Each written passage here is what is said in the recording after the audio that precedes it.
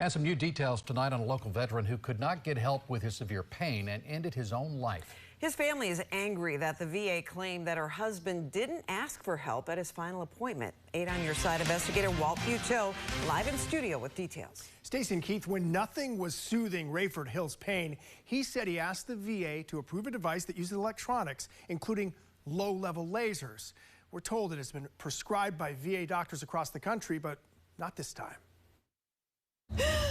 On behalf of the President of the United States. When Shirley Hill's husband, Rayford, could not get relief from chronic pain connected to his service in Vietnam, he planned his own funeral and ended the pain by ending his life behind the mortuary.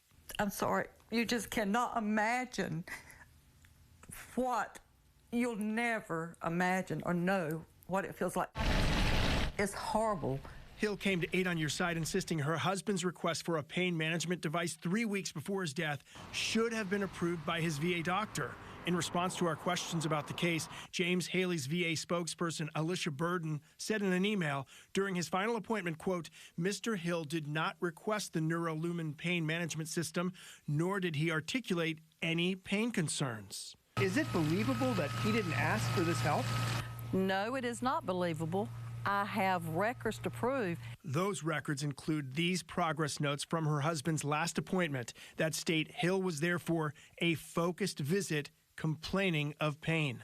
You would know he's in pain. Just almost a blind man could see that he was in pain. Shirley Hill's daughter also recalls a conversation the day after the appointment between her mom and a VA nurse who said the doctor denied Hill's request for the device. It's not believable, and just even by the nurse's comments, well, yes, he's been in here.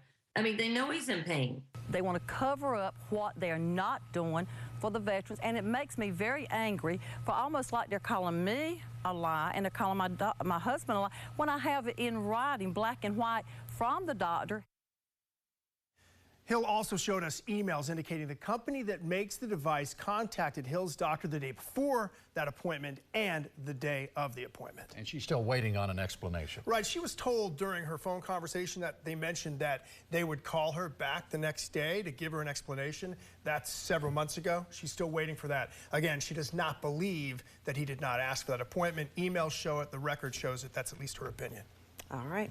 Thank you, Walt. Okay. And if you have something you would like Walt to investigate, call our 8 on Your Side helpline, the number 1-800-338-0808. The